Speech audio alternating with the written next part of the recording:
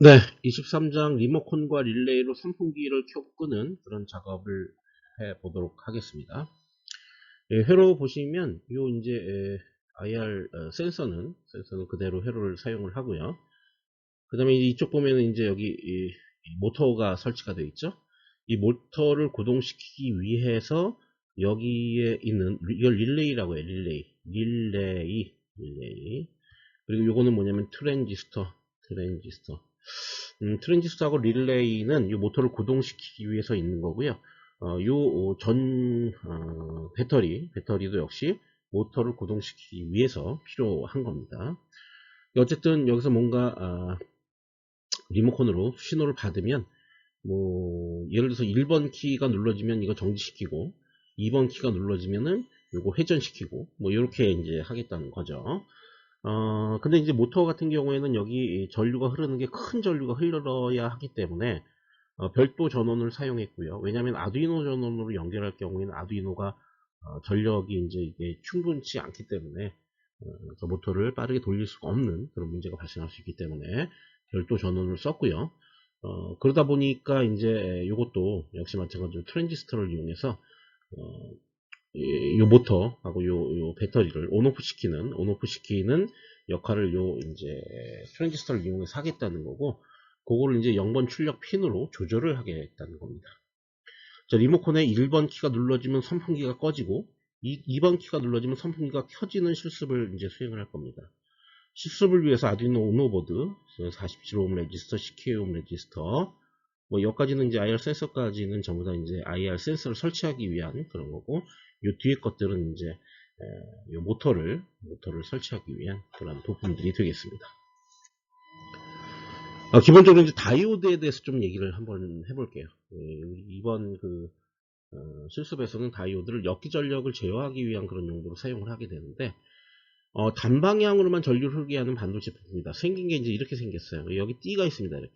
그래서 띠가 없는 쪽이 양극, 있는 쪽이 음극. 그래서 이쪽에 플러스, 이쪽에 마이너스로 전압을 걸어줘야만 전류가 흐르게 되죠. 반대쪽으로는 전류가 흐르지 않습니다. 그래서 반대쪽 방향의 전류는 차단하고 정방향의 전류로만 전류를 흘리게 하는 거죠. 기호예요, 회로기호. 여기 화살표가 이렇게 되어 있어요. 이게 전류의 방향을 의미해요. 양극, 음극 쪽으로 전류가 이렇게 흘리게 되는 거고, 반대 방향으로는 여기에 플러스 마이너스에서 여기 5V를 이렇게 걸어줘도 반대쪽으로는 전류가 흐르지 않게 됩니다. 그래서 한쪽 끝에 띠가 있습니다. 있는 게 음극, 띠가 없는 쪽이 양극. 회로 심볼의 경우 빛이 방출되는 화살표만 제외하면 LED하고 완전히 똑같죠. LED가 라이트 에미팅 다이오드, 빛을 방출하는 다이오드입니다. 다이오드 양단에 걸어주는 전압을 우리가 바이어스라고 부르게 되는데요. 순방향 바이어스가 있고 역방향 바이어스가 있어요. 순방향 바이어스는 양극은 5V에 걸고 음극은 그라운드에 걸게 되는 거예요. 그 다음에 역방향 바이어스는 음극은 5V에 걸고 양극은 그라운드에 이제 이렇게 걸게 되는 거죠. 그래서 양극에서 음극 방향으로 전류가 흐르게 되고요. 그 다음에 역방향 바이어스, 아까 제가 거꾸로 거는 거 얘기했죠. 여기 플러스고 여기 마이너스인데, 여기다 5V를 이렇게 걷는 게 아니라 여기가 이렇게 돼서 5V를 좀 지운 다음에 쓸게요. 네. 음극에다가 이제 5V를 거는 거죠. 여기다가 이제 5V 연결시키고 여기가 그라운드 연결시키는 거죠. 이렇게 되면은 이걸 역방향 바이어스라고 불러요. 역방향 바이어스. 여기다가 5V 연결하고 여기다가 그라운드 연결하면 이거는 순방향 바이어스. 그러니까 순방향 바이어스가 되면 전류를 잘 흘리고, 역방향 바이어스일 경우엔 전류의 흐름이 차단되는 겁니다. 어쨌든 이제 우리 이번 챕터에서는 역기 전력에 의한 전류를 제어하는 용도로 이 부분을 활용을 하게 될 겁니다. 다음에 이제 SPDT 릴레이라는 거에 대해서 좀 얘기를 해볼게요. 릴레이 종류는 SPDT가 있고, 뭐 DPDT도 있고, 뭐 여러 가지 있습니다. 근데 이제 중요한 건 릴레이라는 용어고, SPDT라는 건 그 릴레이 형태에 따라서 막 바뀌는 거니까, SPDT가 무슨 의미인지 좀 얘기를 해볼게요. 이게 싱글 폴 더블 스루예요. 싱글 폴 더블 스루. 그러니까 뭐냐면은 여기는 스위치, 요게 하나만 있고요. 요게 이쪽으로 가느냐, 이 아래로 가느냐에 따라서 이 위 터미널 6에 연결될 수도 있고 터미널 7에 연결될 수도 있습니다. 그러니까 여기 보면 동시에 열리고 닫히는 스위치의 개수가 한 개다. 그럼 싱글 폴이에요. 그리고 스위치가 선택할 수 있는 회로 접점, 연결 접점의 개수가 두 개다. 그러면 더블 트루가 되는 거죠. 그죠? 터미널 6번과 터미널 7번이 있는 거다. 그 둘 중에 하나를 선택할 수가 있기 때문에 그래서 이게 더블 트루라는 용어를 쓰게 되는 겁니다. 그래서 SPDT가 되는 거예요. 뭐 그렇고요. 그건 이제 그 용어가 왜 그렇게 이제 붙었는지를 설명한 거고, 중요한 거는 이거죠. 이제 SPDT 릴레이의 역할이 뭐냐? 높은 전력으로 구동되는 회로의 온 오프를 낮은 전력의 스위치 회로로 구동하기 위한 전자 스위치다라는 거예요. 네. 자, 이 구조가 어떻게 되는지를 확인해 봅시다. 여기 코일이 있습니다. 코일은 어떻게 되어 있냐면 안에 이제 내용이 이렇게 있겠죠. 이렇게 있겠죠. 그죠? 여기 터미널 5는 VCC에 연결을 했어요. 그 다음에 터미널 8, 다시 설명할게요. 자, 터미널 5는 VCC입니다. 그러니까 이거 같은 경우에는 이제 우리가 어디에 연결을 하게 되냐면, 지울게요. 여기 이제 터미널 5 VCC를 5V, 뭐 아두이노 5V 같으면 5V에 연결합니다. 이렇게. 그 다음에 터미널 8 그라운드는 아두이노의 그라운드에 연결합니다. 그럼 이쪽으로 이제 전류가 흐르게 되겠죠. 이렇게 흐르겠죠. 전류가 아래 방향으로. 근데 이게 코일이라고 그랬죠. 코일에 전류를 흘리면 어떤 이제 현상이 발생을 하나요? 이 코일이 전자석이 돼요. 자석이 된다고. 자석이 되면서 요 스위치가 사실은 이제 그림상으로는 조금 떨어지게 그렸지만 실제로는 이게 이쪽으로 붙습니다. 요 스위치가 이쪽으로. 그죠?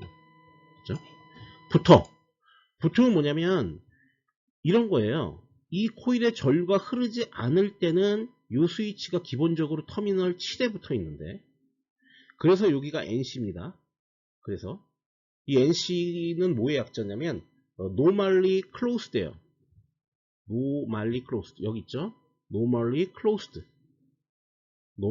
일반적으로는 닫혀 있다. 그러니까 일반적으로는 여기 붙어 있다 그런 얘기예요. 그리고 NO는 normally open. 일반적으로는 오픈되어 있다. 그래서 여기 오픈되어 있어요. 연결되어 있지 않아. 여기가. 그죠? 여기 보면 터미널 7에 연결되어 있지 터미널 6에 연결되어 있지는 않잖아요. 근데 이게 여기에 전류를 흘려서 이 코일이 전자석이 되면 이 스위치가 이쪽으로 딱 닫히면서 터미널 6에 연결되고 터미널 7은 끊기게 돼요.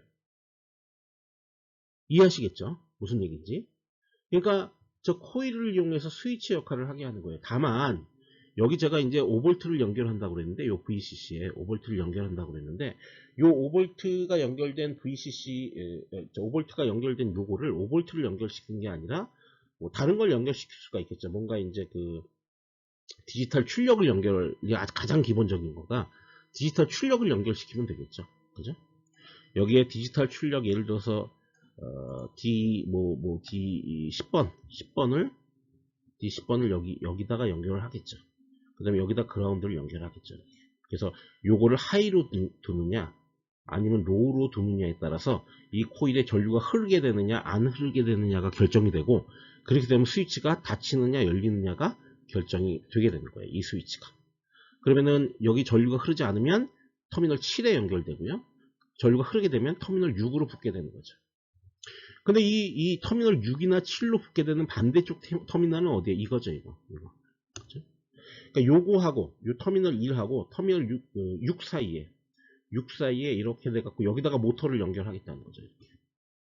그래서 만약에 요게 이제 normally closed, 그러니까 여기 전류를 흘리지 않으면 normally closed에 연결되어 있기 때문에 모터가 돌아가지 않고, 이 코일에 전류가 흐르게 되면 요 스위치가 이쪽으로 옮겨지면서 터미널 1과 터미널 6이 연결이 되기 때문에 이 모터를 돌릴 수가 있다는 거죠. 그런 식으로 회로를 구성할 거예요. 그죠? 근데 사실 여기다 디지털 출력을 직접적으로 연결하면 안 됩니다. 그것도 이유가 있어요. 나중에 이거에 대해서 더 얘기를 하게 되겠지만, 지금 이제 설명의 편의상 그냥 디지털 출력을 연결했다라고 가정을 하고 여러분들한테 설명을 했습니다. 자, 여기는 써있는 말들을 좀 하나하나 좀 이해를 해 보도록 하죠. 먼저 터미널 1, 이게 이제 이겁니다. 이거 터미널 1, 요 컴하고 터미널 6 또는 터미널 7, 이게 normally open하고 normally closed예요. normally open, closed하고 normally open. 그러니까 쪽에 연결되는 반대쪽 접점이 터미널 1입니다. 그러니까 얘는 얘라고 연결되던가 아니면 얘하고 연결되던가 둘 중에 하나에 연결이 되겠죠. 근데 일반적으로 외부에 어떠한 힘이 전혀 없을 때는 터미널 7 NC에 연결되어 있다가 normally closed에 연결되어 있다가 이제 외부의 전류가 흘러가고 전자석이 동작을 하게 되면 normally open으로 가서 붙게 된다. 이 스위치가 붙게 된다. 그 설명을 했고요. 다음에 이제 코일은 뭐냐? 터미널 5와 터미널 8 사이의 네오박스, 요게 코일입니다. 그러니까 실제로는 이게 이렇게 되어 있는 거죠. 이렇게. 그래갖고 요 코일이 요 스위치를 끌어당기게 되는 거죠. 그죠? 5고요. 그 다음에 터미널 5 하고 코일하고 터미널 8, 그러니까 요 패스 다른 색으로 해볼게요.